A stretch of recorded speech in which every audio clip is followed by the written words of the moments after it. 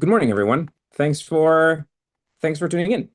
My name is Caya. I'm one of the founders of Slidebean, and we're doing this thing on Zoom, and we're doing this thing on YouTube, and I've gotten better at multitasking, so I have both of your chats in front of me. So thanks for tuning in. Let me rearrange this, share my screen, and we'll get started. Just a sec. Just a sec. It's this one and over the shoulder. No, it's background. Okay. So I'm trying this new Zoom feature. Supposedly it'll put me here instead of like a tiny little thing on the corner of the screen. We'll see if it works. Okay. Cool guys. Thanks. Hello. Yo. Like I said, my name is Kaya. I'm one of the founders of Slidebean. A lot of people think that I am Slidebean, some sort of nickname that I have. It's not. Slidebean is just the name of our company. And what we do is we've been helping founders navigate the whole process of fundraising for a few years now. A YouTube channel, which is maybe the reason you've found out about us, is not the main thing we do. It is kind of our side gig. And the reason I like to do this webinar from time to time, this session is we're a venture-backed company. We've raised a little bit of money from investors, and it was a nightmare for me. It was a big struggle. I had to learn a lot of stuff along the way, waste a lot of time and energy fundraising at the wrong time. So I don't want you to make the same mistakes that I made, and that's why we do these. So let's jump right in. Okay. So let's talk about funding first and establish that. Sorry, by the way, we'll have a bunch of time for questions later. So if you have any questions, you can drop them in the chat, drop them in the live chat, and I'll get to those. Okay, so the first thing, I think misconception on funding, right, is that we have to understand that funding is really just a means to an end, right? Sometimes we work for so long on trying to raise money and understanding how that works. And we spend so much time on it that, it starts to feel like the end game, like the end goal, but it's not really. The end goal of a startup, of a tech company, a tech startup, is either selling the company or an IPO. Like that's the only win that you can get out of a tech company. Which begs the question, okay, well, what about making profits, right? Aren't we supposed to be building businesses? Well, let me walk you through a couple scenarios and kind of elaborate on why profits aren't as cool as you might think, at least for startups. Okay, so let's do tech startups. Let's do this case one, right? Scenario one. Let's imagine that this company is trying to raise $1 million in funding. Maybe not a crazy number. Maybe you've seen it. Maybe this is maybe a reference that you've heard on the amount of money that you can or should raise. Okay, so $1 million in funding, right? And maybe you're thinking of giving your investors or offering your investors something in the range of 15% for that, which would make that a pretty standard tech startup round, right? So 15% of the company in exchange for $1 million. Okay, so let's understand some of that math and how that would work for investors. Okay, investors are obviously getting 15% of the company in exchange for this, right? And let's imagine that this company does really well. It gets to $10 million in annual revenue. So an exciting business, right? You took the money, you used it wisely, you grew. So you're making $10 million in annual revenue. But that's not profit, right? That's just revenue. And then you operate on an EBITDA, that's earnings before interest, of 10%, which is actually pretty standard for many companies across the board. Right, so your EBITDA is 10%. That means that after you pay your corporate taxes, 21% in the US, you end up with $800,000 clean, right? $800,000 free after taxes in pure net profits for your fiscal year. Great. I mean, that's great. This is a $1 million company. I'm sorry, a $10 million company making $1 million in EBITDA or net income. That's fantastic. Fantastic business. Okay, so you as a founder, you go on and you decide, okay, let's collect those dividends, right? So let's take the 800K, like we made it, we have profits, we paid for everything, and we still got profits. Fantastic, let's use it. So your investors would get 15% of that because they own 15% of the company, which means that they're going to get about $120,000 in dividends, right? And that's before their taxes. They will have to pay taxes on this because that's a dividend tax. So it's like a double tax situation. But basically, what we're seeing here is that, well, they invested $1 million some number of years ago. Now they're making 120K a year from this business, which is not bad. But when are they going to get their money back? That means that it's going to take about at least 9 years to hit $1 million in dividends, right? Assuming that this business succeeds, assuming that it doesn't die along the way, assuming that it doesn't, that revenue doesn't decrease, that some new competitor comes in, like 9 years. 9 years is a lifetime for a business, right? Everything, all the landscape of startups changes in 9 years, right? It's too long. So again, what's in it for these investors? How are they going to get their money back? It's not going to be in profits. It's never going to be in profits, or not never, but it's going to take too long. And most investors are not in it for. Oh shit! I'm blocking the image. My bad. I'm sorry. I think I can fix this. My bad. Can move myself somewhere. Yeah, I'll just do content only, maybe. It's background over the shoulder. I'll just do content only. Sorry, my bad. Screen layout situations. Okay, so sorry about that. Okay, when's the ROI, right? When is this going to happen? Let's go. Let me walk you through a different scenario. Scenario number two. So scenario number two says, okay, same as before. We are raising $1 million round. Investors are getting 15%. Great. But instead of focusing on profits, we're gonna go ahead and go through multiple rounds of funding. That means we're not focusing on profits. We're growing very fast. We're spending very aggressively. And because we're spending very aggressively, we need to raise more money from investors, right? We're going to need more rounds of funding. That means that your first round of investors is going to get diluted, founders as well, right? Everybody gets diluted as new money comes into the company. But for the sake of example, keep it simple. Let's say that these OG investors got 15% at first for their $1 million, but now new investors came in and now they're diluted, right? So they end up with less. They end up with maybe 12, right? Okay, good. So what does that mean?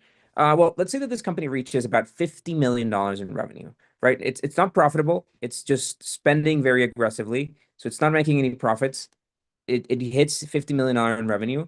And then a bigger company just decides to buy it out, right? And the company that buys it out is willing to pay 250 million for this, 5 times revenue. That's not a crazy valuation.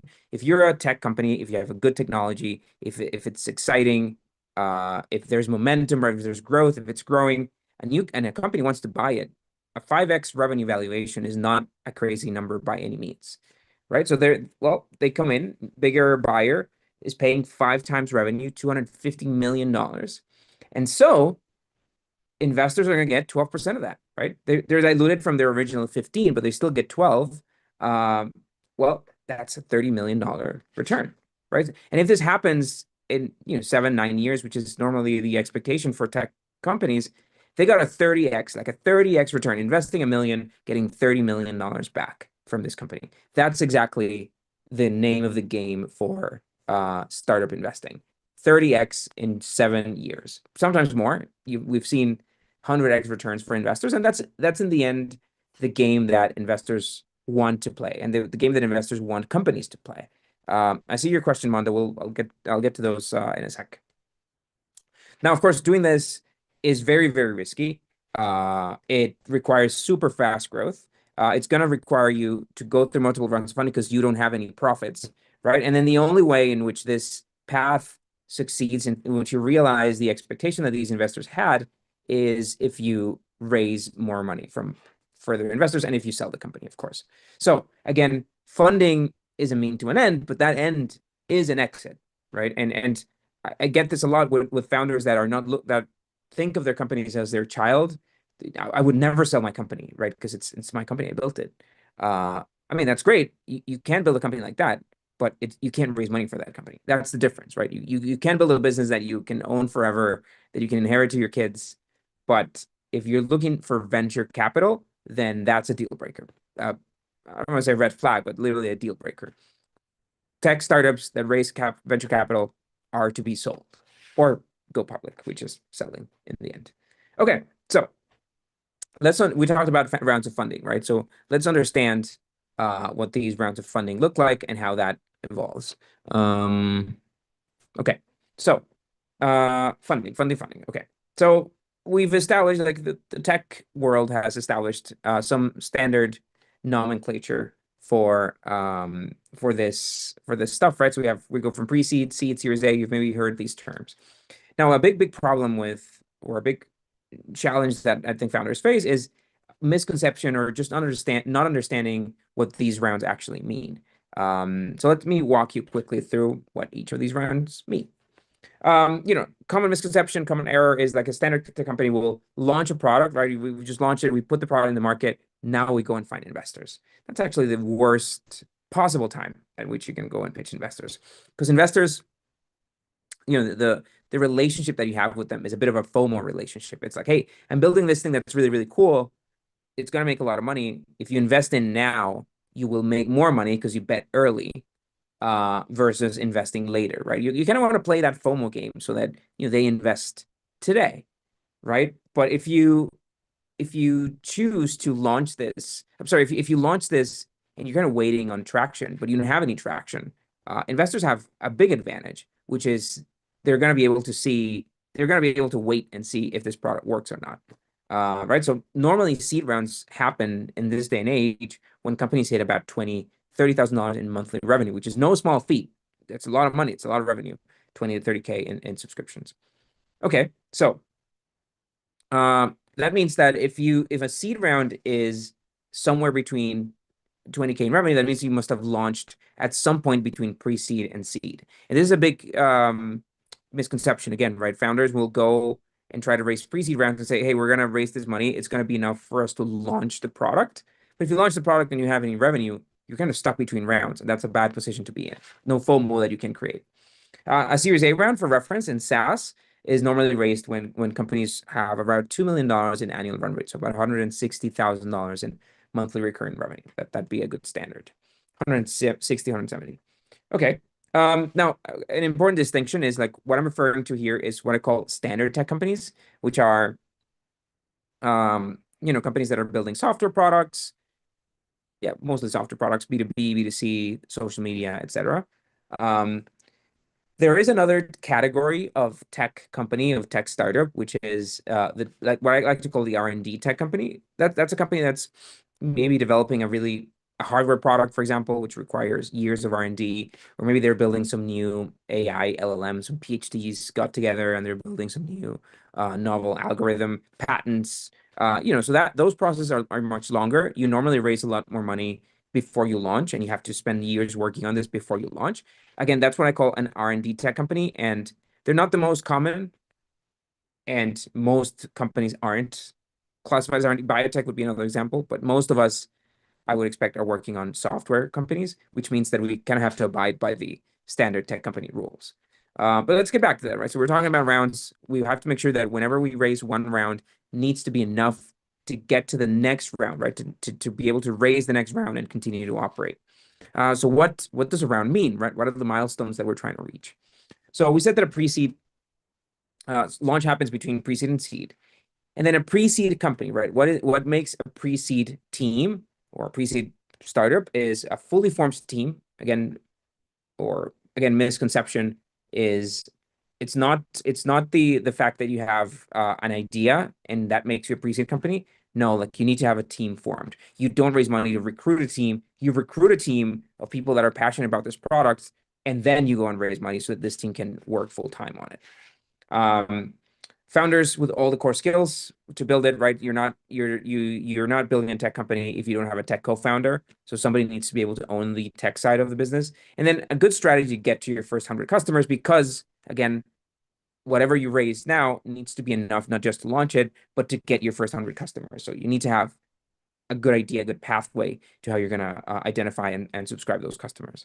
And again, you raise pre-seed money so that that money that you raise needs to be enough to hit the seed milestone, which is, again, a product in the market, about 20K in revenue, ideally some growth, about 10% monthly growth would be good, and a good understanding of your growth metrics, right? So basic understanding, meaning you understand how growth is happening. The seed round that you raise is not to finish the product because your product is already in the market, obviously to improve it, but mostly to continue to grow, right? So you need to understand what that growth is and where it's coming from.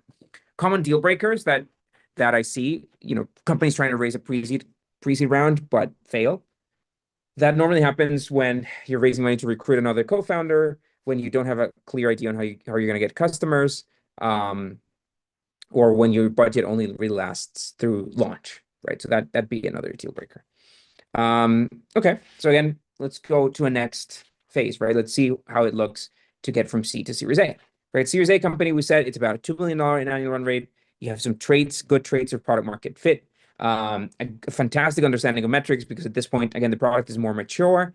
There are traits of product market fit. So this money that you raise becomes a pure like fuel to the fire situation, right? Like this company's working, we're going to expand it, right? And that's what this money is for. Less so to build a product, and funny enough, as you go over in pitch decks, I've written a fair share of pitch decks for companies of all these stages. As you go through pitch decks in Series A, Series B, Series C, those pitch decks become very financial, very, very, I don't want to say robotic, but early stage pitch decks, pre-seed pitch decks are mostly, hey, like this is my idea, this is my passion, this is why I'm building it. It's a team, it's a relationship thing, right? As you get to Series A, Series B, it's a transaction, right? It's like, hey, here's the money, here's how much your money is going to be multiplied, here's what's going to happen, and there's some financial numbers that exist to back that up. Okay. Common deal breakers for seed, product launch but no revenue. We talked about that. Raising money for 18 months of runway. We made that mistake. We raised money for just a certain months of runway, but it wasn't enough to get to 2 million ARR, right? So we got stuck somewhere around here, somewhere around the million ARR, where we didn't have the metrics to raise a Series A. We were about to run out of money, and we were in deep shit back then. Okay, let's do one more. So I'm going to do one more jump. So let's do Series A to Series B. So normally the money that you raise for Series A should allow you to recruit a solid team. So your senior exec team needs to be there, needs to be established, needs to be working. There needs to be some ownership and delegation as to the major areas of the company. You're probably looking at 5 million ARR or a little more. And then you should have, at this point, right? I get this question too, which is, hey, do you want to talk about your exit strategy in your pitch deck? It's like, no, like nobody knows what your exit strategy is going to be when you're pre-seed, right? Who knows? It's years away. But as you get to Series B, you kind of need to have the answer to that question, right? Like what's the play here? Are you going public? Are you going to go through more rounds of funding? Or is it, are you already on a path to finding a buyer? Right. So that's kind of what Series B is about. Now, red flag, sorry, that stop you from raising a Series A, not enough revenue, or you run out of money before reaching the milestone. Whenever you see a round that's called post-seed, any round that's called post-seed, any company that you see that raises a post-seed round, screwed up. Because there isn't a post-seed round officially between seed and Series A. Post-seed round is basically, hey, we run out of money before we hit Series A metrics, and we need to make up for that with a little bit of money. That's what a post-seed round tends to be. So that's my insider info from today. Yeah, and I guess another big problem is like when you get to Series A, the good understanding, there needs to be a fantastic understanding of metrics, right? If you don't understand metrics, if you don't understand where growth is coming from, then that makes it very hard because it's like, okay, like you're gonna get this big Series A check, right? Or some $10 million Series A. How are you gonna spend it, right? If you don't understand your metrics, if you don't understand your growth, it doesn't send a good message. Okay. Those are all my slides. Hope I didn't go too fast. It only takes me like half an hour. I'm sorry if I spoke too fast. Okay, which means that we now have a bunch of time for questions. But first two small items. First of all, we have a new channel on YouTube. If you're watching the live stream, it's called the Startup Club. I don't know if you've run into it. It's like a deep dive startup related topics, right? In Slidebean, in the main channel, we cover like big tech and news and big tech trends, impact of tech in society. But in Startup Club, we just do like deep dive startup videos, literally like what the topic that we've just covered right now. A bunch of them out there. We've had the channel for a couple of years now. But if you haven't checked it out, check it out. And most importantly, there's another webinar tomorrow that we're live streaming on that channel. We're also doing a Zoom, by the way. So if you found this Zoom link on your Slidebean account, you'll also find the Zoom link for tomorrow's session. But tomorrow's session is about budgeting around, right? So it's about understanding how much money you need to raise and about building a tool, literally a spreadsheet that allows you to budget for that. So we have a financial model template that you're going to have access to for free tomorrow. And again, I'm going to build a model for one of the companies that tune in. So if you want to tune in and you want me to build a financial model for your company, I will. We'll do 2 or 3 companies. Usually is enough time in a session, which is already a way to tell you like it doesn't take as much. It's not as complicated as you might think, right? If building a couple models in within the span of an hour. So that's tomorrow, same time on the Startup Club channel. Okay. And then my last commercial is remember that we're not just a YouTube channel. We help founders navigate fundraising. Slidebean, our platform. Some of you guys have signed up already. Most of you guys on Zoom probably. We have an AI pitch deck builder. We have an investor finder with over 20,000 investors. We have a cap table that you can use to estimate how much equity your team will retain. We have a financial model tool, and we have monthly one-on-ones with our team. So our accelerate plan includes a monthly call with our pitch deck team, a monthly call with our financials team, and there we go. A monthly call with the financials team, and a couple of strategy calls with me. That's part of our accelerator plan. You can snatch the QR code there. My team will drop the links in the chats. And that's all I have. Let's go for questions. Feel free to throw them in. I know that you guys on Zoom on YouTube have a bit of a delay. So I'll give you guys some time if you have any. But for you guys on Zoom, good bunch of people on Zoom today. Awesome. Feel free to use the chat or the Q&A thingy, and I'm happy to kind of answer your questions. I see one that came up before. So Mondo, I'm forming a startup to design a new airbag system for passengers. We're going to design, engineer the bag, not manufacture them. How to estimate the amount of money for the startup, right? So first of all, there's a budgeting question here, which is, okay, you have to budget runway. And because you're a hardware product, right, there's some R&D, some testing. You probably need some test dummies and cars to crash and whatnot. That's kind of like to me, the typical company that would fall into this R&D category where it's not, hey, like you need to build a product and launch it by pre-seed or by seed. Chances are you need to go through multiple rounds of funding to do this. My suggestion is look at similar companies in your space. I want to say car tech, right? And trying to understand like what milestones they were hitting by the time they raised their funding. My expectation is that there's a first round that happens to file your initial patents, if any. There's another round that happens once your patents are stop pending, right? Like once your patents are granted, and then maybe once you solve the manufacturing, once you find a supply chain, like understand what milestones those are and make sure that you budget the amount of money that you need to hit that milestone, plus a few months to raise the next round. I see you, Daniel. So I really enjoy your breakdown of startup versus R&D. Do you have any experience working with R&D startups, particularly those in AI? And what issues do you think they would need to pay attention to in pitching pre-seed seed rounds?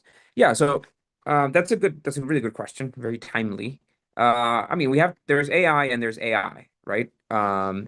There's AI where you're building, where you're building a new LLM, for example, right? So you're building this new technology. It's going to take 5 years to develop because you guys are, again, a group of PhDs or really advanced engineers, and you guys figure out a new way to, I don't know, take OpenAI for their money, right? So that's what I would call an AI R&D tech startup, right? You're literally building a new system from scratch. Think DeepSeek. I know it's a Chinese company, but yeah, it's like they probably spent many millions of dollars to get the company to where it is now without launching some beta product or some MVP, right? There's no path to MVP. That's, I think, another characteristic, right? There's no way to do an MVP. You have to do the whole thing for years. That's an R&D tech company. There's another kind of AI, which is, hey, I'm plugging into OpenAI, or I'm building a simple machine learning algorithm to analyze some data, or I'm using a bunch of AI APIs. That's not an R&D tech company, right? That's just a standard startup that's using the tools available to everyone, right? It's a big differentiator there on what R&D really means. Hope that answers the question, Daniel. I see you, Leon. Is there still capital for purely e-commerce ventures. I found coming from Africa that funds always want some kind of green circular economy type of structure. I think the challenge, Leon, with e-commerce or pure e-commerce is it doesn't tend to be very venture backable, right? Because venture capital today is mostly chasing novel technology, right? Big scale, billion-dollar companies, unicorns, to make that 30x return. That's kind of what they're after. If you're building an e-commerce, first of all, you don't necessarily need that much money to get it off the ground, right? Like, if you're just reselling stuff on Shopify, Shopify is free. I mean, not free, but very cheap. Building a website takes a couple days. Sourcing your first product, marketing, like that doesn't take too long. So most e-commerce, I'd say, is not venture backable simply because it first doesn't scale that big. We're not gonna get another Amazon, right? There isn't room for another one, I would say. So yeah, like there needs to be like some really strong angle there with e-commerce. You're either manufacturing your own product or some edge that where but just like an e-commerce that resells other products, I'd say it's probably not venture backable in this day and age, simply because building that is easy and cheap and you don't need a lot of capital upfront. Okay, I'll take the next one. Bo Pong. I don't know. That's your email. I'm sorry. As a B2B software startup, what is the best way to get customers for a pilot that will be AI play without having a lot of data in the beginning? That's a good question. I'd say that with B2B, B2B has this, I mean, like B2B enterprise or B2B, medium companies where you're targeting, say, businesses with 100 customers or so. I think the challenge, I mean, you have to prove this capacity to onboard these companies, right? So the success of your business relies on your ability to onboard these large companies. And it's fair if you have some um if you have some company that's just your guinea pig, where you're collecting your first set of data and whatnot. I think that that's fair, but your capacity to bring that company to the fold, to onboard that company, is a teaser, like a preview of your capacity to bring in more companies, right? So I guess, question there too is, play without having a lot of data in the beginning is, yeah, like, what is the MVP, right? If the MVP requires some data that you have to source from a company, then, your round of funding or your structure or the way you plan pre-seed and seed needs to be okay. For pre-seed, we need to give this product for free to 5 companies because the ones that are going to source the data, that they're going to give us the data to train the thing. So there's no way around it, right? Like the pre-seed round is not only funding you coding, but it's also funding being able to run these pilots and collect the initial data. So that's how you have to make sure that you budget for that. I'll take one from YouTube. How do you know what percentage to offer investors, and how do you know how much to request? Is it a calculation just based on the company's future projections? That's a good question. So at Series A plus, uh, startup valuations tend to be very um, a mathematical equation, right? So you're saying, hey, we're raising this amount of money, our revenue is this, and we're using 5 times our revenue as a multiple as a valuation, right? So 5 times revenue. Again, because there's data, right? That revenue exists. When you're earlier stage, when you're pre-seed, there isn't any revenue, and you can go and run a financial model and say, oh, we're gonna here look at our forecasts. We are gonna be a $2 billion company. Therefore, our valuation today is $100 million because discounted cash flow. That doesn't tend to work well because it's all assumption, right? It's all assumptions. It's all guesswork. Also, being a $1 billion company on paper doesn't make you special. Every startup that's trying to raise money is probably has a financial model that estimates that growth, right? So like that doesn't make you that's not really a differentiator early on. Forecasts, projections, because every tech startup should be on a path to a unicorn or close to that. So yeah, to answer your question, the valuations at early stage tend to be more of a bargaining between investor and startup, right? Where if you're a founder that's really well connected, you can create a lot of FOMO around your round. A lot of investors are fighting to get into this round because it's a really exciting company. They don't want to miss out. Then that valuation tends to go up. Also, if you need to raise more money because you're in an expensive city, those valuations tend to be higher, so that the percentage, it's a bit counterintuitive, but if you're raising, say, $1 million, if you're raising a pre-seed round in San Francisco, you're probably gonna need $1.5 million as pre-seed because San Francisco is so expensive. There's a lot of money in San Francisco too, because you're based in San Francisco, your company, your operation is gonna be very expensive. So you'll you'll raise maybe $1.5 million pre-seed for 15% of the company as a standard. While if you're in Latin America, for example, where things are a lot cheaper, you don't need that much money to get out off the ground. There are fewer investors, and just less capital, overall less capital. You might raise a $500,000 pre-seed round and still have to give investors 15% equity, right? So crazy enough, geographic location and connections change a lot what a startup's valuation might be. You can't get away with, and before you answer that, like you can't get away with saying, oh, like we're gonna raise money in San Francisco and we're gonna be based in Brazil. That doesn't count, right? So you have to, that does relate to where your boots are. Okay. I see Hadil. What are your thoughts on companies between pre-seed and seed, but haven't raised yet? Product launched, good growth, strategic partnerships in progress. Outlook is very promising, but starting to be constrained as team of two co-founders. Do we go for pre-seed round or go for an alternative funding like loans or angel? Good question. So, I mean, angel round is not a thing, right?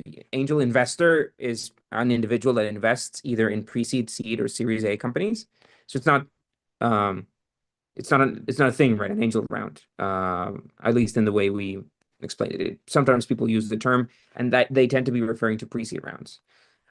If you have product launched, if you have growth, I would say that you can't get away with being a pre-seed company anymore because you've launched, right? So and if there's growth, there's revenue.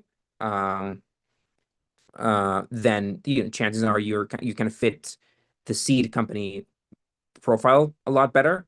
So, I often tell founders, like when they're about to launch a product and they're trying to raise money then because they are about to run out of money. Again, that's a bad moment to raise money, but it's like, well, you better play the pre-seed card, right? Play the card that the product's not ready. Because if you launch the product, if the product's in the market and it's not generating any revenue, what that's selling investors is like, this is not a very exciting company. They didn't figure it out, right? Where it might just be the fact that you didn't have any money for growth, right? So you'd rather be a pre-seed company in that case. But in your case, Hadil, again, if there's revenue or there's growth, then chances are you're probably close to fitting the seed profile, the seed company profile, in which case, position yourself as a seed company. Radar, how much traction or validation should founders have before approaching investors these days? It seems like the recent focus on vibe coding, investors are expecting a lot more concrete proof before engaging. Yeah, I would agree on that. Again, building any product, any MVP, building anything. When I started Slidebean, that was in 2013. Yeah, I mean that took time, right? That took a lot of time and money. There wasn't there wasn't any vibe coding. Rewind even 10 years before that, you would need to buy your own servers. There wasn't any AWS, so you would have to buy servers, host them somewhere, and build on top of that, right? So it was even harder, right? So right now, if you go to an investor to tell them, hey, I need $500,000 to build this prototype, it's like you don't really need $500,000 to build a prototype for that. You can just vibe code it, right? So like I think that expectation is real. Um, yeah, and I think that's exciting, by the way. I'm actually excited about vibe coding and what it can mean because yeah, I think a lot of products will be tested or will need to be tested um before they exist, and I think that's a good thing. Okay. Um, Great webinar, says Anton. My business requires working capital as opposed to just investment capital to cover burn, i.e., we build all algo trading systems that make money, but capital is required for trading as margin. Some investors don't understand the non-standard equity against investment capital approach. How would you approach this situation? Um, yeah, I see what you're saying. I think that what Anton is asking is,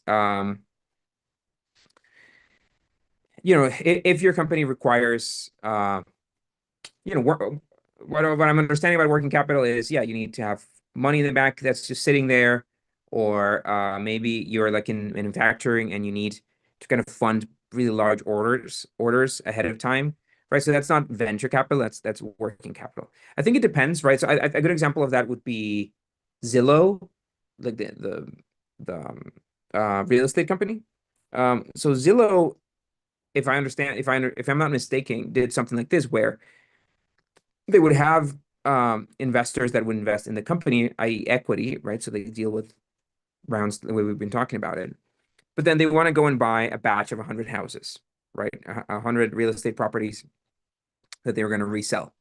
Right. So that's different, right? So one investor is investing in the company, in the business, and the other one is a real estate investor that wants to buy a few houses and flip them, right? Or like be part of this bucket of houses that this company is going to flip, right? So those are two very different type of investors. One is funding a loan, but it's backed by the real estate, right? It's they're buying the houses. I mean, the company is creating like some probably limited entity that buys the houses and then resells them, right? So like that investor, their equity, like their backup for the money is the house, the real estate themselves itself, while the other investors are investing in equity. Like that is, I think, an example of this working capital versus venture capital.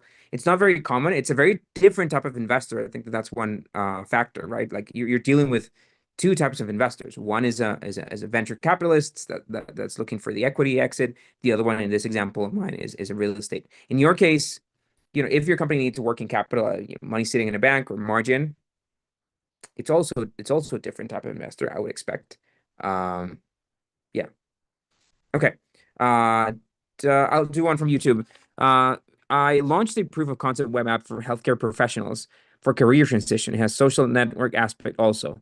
I offered a lifetime subscription for the first 10,000. Is it a good idea? I mean, take it with a grain of salt. Like this works differently for people, but I'm overall not a fan of lifetime subscriptions. We've done that a couple times. We did it with AppSumo, with Slidebean a few years back. And then we still have customers on that lifetime subscription today that we have to support, that we didn't upsell, that they just use the product. They're free balling on our product. And that's fine. I mean, they're not free balling. They paid for the lifetime subscription, but it wasn't too much. So I think lifetime subscriptions can sometimes be, yeah, a bit of a vanity metric, right? A lot of people sign up, a lot of people convert, but they're not active users. Um, I would just rather, I think the thing too is like it's not really testing your business model, right? If your business model is a $10 a month subscription and you gave lifetime subscriptions to 10,000 people, well, they're not really a test of your business model, right? They're maybe a test of the product, but not a test of whether the $10 a month plan that you have works, right? So I'd rather always, as possible, allow, um, yeah, like run business models that will actually teach me something. In this case, lifetime is not might not teach you too much about your customer behavior. Okay, Daniel, follow-up question two. For R&D startups creating an LLM, how would they put together a financial model or deal with VC questions about financials? I think it's again, like Daniel, the difference there is like there's probably if you're again pitching building a new LLM today, right, which is a big PhD paper writing research thing, you're probably dealing with, I would expect your team to have a lot of scientifics um, on your co-founder list. And then, essentially what you're budgeting is, well, how much time is this going to take to develop, right? It's probably going to be a 5, 6 year development thing, in which case, um, yeah, 5, 6 years, in which case, okay, like what are the milestones that you're going for, right? And this pre-seed round of investors, it's like, okay, like you're going to fund us through this milestone. I don't know, publishing some paper or filing some patent. And then the next round of investors are going to fund us through this milestone, which is, some very early close MVP. I don't know. But that's kind of like the way I would think about it. It's like, what are the exciting milestones that prove that the product, that the company works? And you have to budget around those milestones. It's like, okay, the money that we raise now, it's to get to this milestone, and then that's when we'll start raising another round that takes about 6 months, and then that's going to get us to the next round. Um, the thing is like if you're building an LLM and that takes a year, then you don't then again I would question if you qualify as an R&D tech company because it's like, well, a year is not a crazy development time, right? In that case, just just raise a normal pre-seed that lasts for a year, launch it, and make revenue. Yeah. Okay. Anton. Oh no, that's you guys are interacting. That's good. Okay. Next, Thomas. So everybody's talking about startups for digital stuff, but no one talks about startup for physical products these days. My question from YouTube chat that did not go through for some reason. Sorry. Um, yes, I think I'll make a note here on I'm gonna take the Shark Tank example, right? So the Shark Tank example, which is, hey, like I built some new water bottle. I remember like that popular Lark, is it? I'm gonna use that example. I use one, so it's top of my head. So Lark, right? So this is a startup by all means, right? There's technology there involved. It's this water bottle that self cleans, with some UV thing, right? It is a tech component. It's not high tech, but it requires some manufacturing, some supply chain logistics, etc. I think that the difference there is, and I apologize for that, Thomas, but a lot of the companies that I talk to tend to be in the tech software space rather than just like manufacturing. That's not to say your company is not a startup. It is by all means a startup. It's just not a tech startup, right? Like because the question is like what is the tech component of this physical product? Because if there is a tech component to it, then a lot of what I've been talking about applies. If there isn't, right, if you're building some new, I don't know, toy, some new toy thing or whatever, um, then I think the rules are very different because, like say, or like using the software example, if you're building well, even like a food company, right, some CPG product. Um, I think the difference is that when that company doesn't exit for 5 times revenue, right? That company may not scale to unicorn, in which case the valuations that you have to deal with early stage are very different. Thus, the investors that you go for are very different, right? Like I think the Shark Tank investors are more traditional, like non-software investors that invest. You've seen those deals like percentage of profits or like percentage of revenue, or just much smaller valuations compared to software or pure tech startups. And I think that's the big difference between a non-tech physical product. Richard, what is the most important thing a pre-seed startup needs to have to secure investor interest? A team that can build and launch and grow the product. That team needs to be fully formed. I think that that's the most crucial thing. I think that pre-seed rounds get raised on teams, not on product ideas, because product ideas change a lot. I mean, they're not you're not going to raise funding for a really bad product idea, but I think team is the biggest part. Okay. If a startup is leveraging another company's tech to get started quickly with the market while they build theirs over a period of time, because of how complex the tech is, how does that negatively impact investor engagements? Hmm. I mean, I don't know if your particular case, but I'm going to use the example that, hey, you're building some AI-based product and you're just going to use OpenAI's API to begin with, and then you're going to build your own.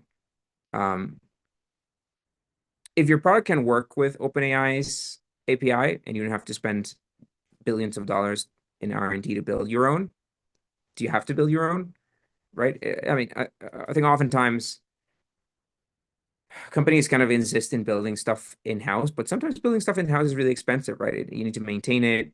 You need to spend the time and the team. Think of it as a capex too, right? If you have to spend 1 year of an engineer building this product, it's going to cost you 150 to $200,000, and you can subscribe this product for $1,000 a month, which is no cheap product either, but it's $1,000 a month. Then $1,000 is a better deal. $5,000 a month is a better deal, right? You need the cost of capital is no small feat, and then more importantly, speed, right? Sometimes the fact that you have something that exists already, I think, is crucial. So I don't, I think the question is a bit broad. I don't have more context, but quick answer is, um, I'd say it's not a problem. I think the question is like, why would you build your own later if the third party one is working? Like in the end, a lot, many products integrate things from a bunch of different um, companies. Okay. Da, da, da, da. I see you, Richard. Uh,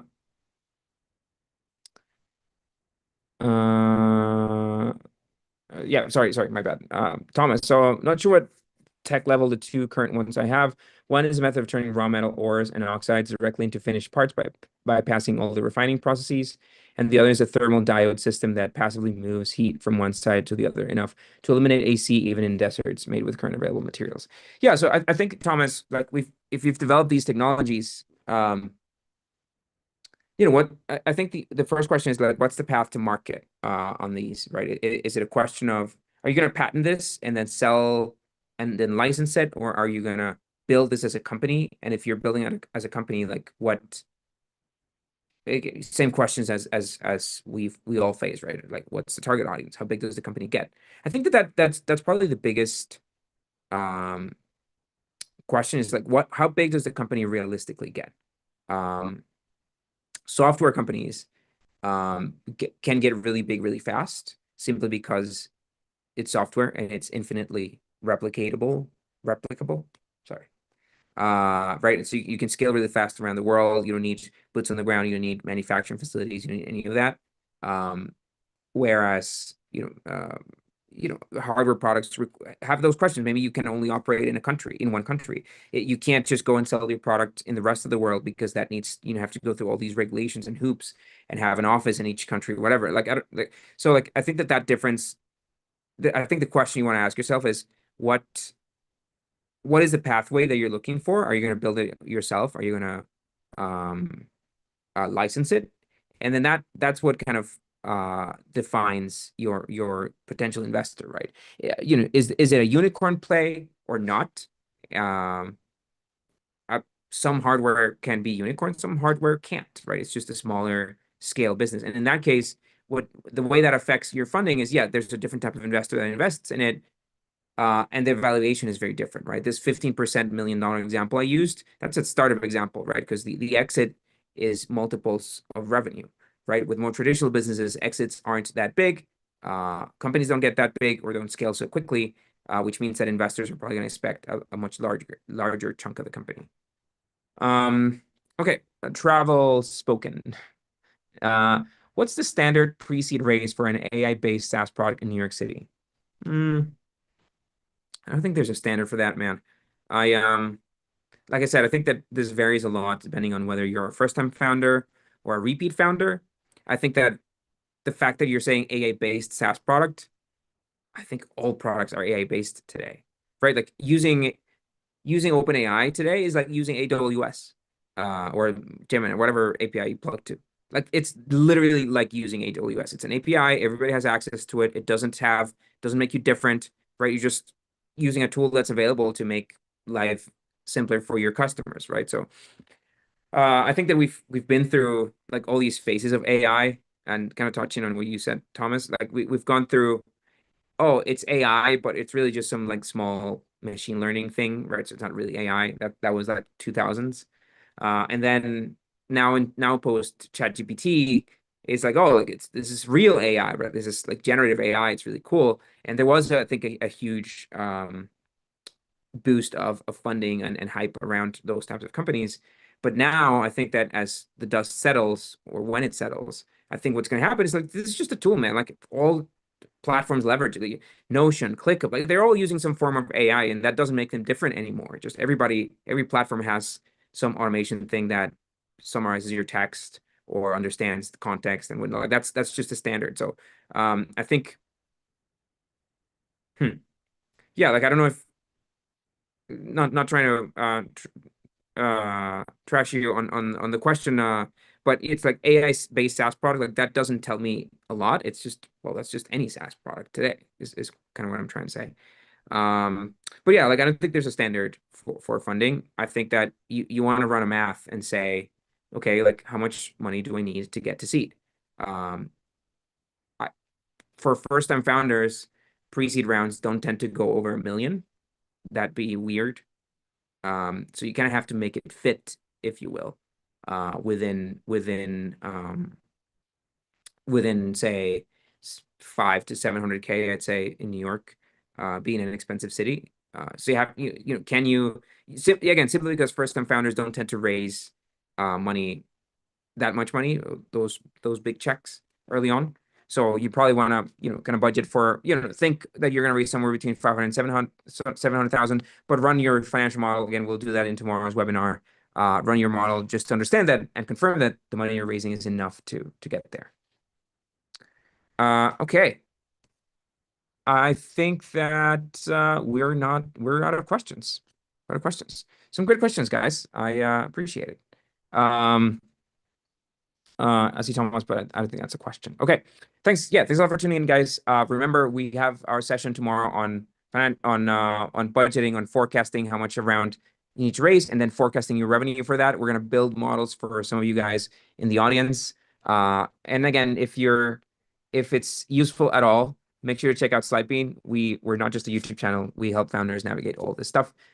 Remember, our accelerated plan includes some one-on-one time with me. So happy to follow up on some of your questions and some of your inquiries and strategy ideas around your round. Have a good one.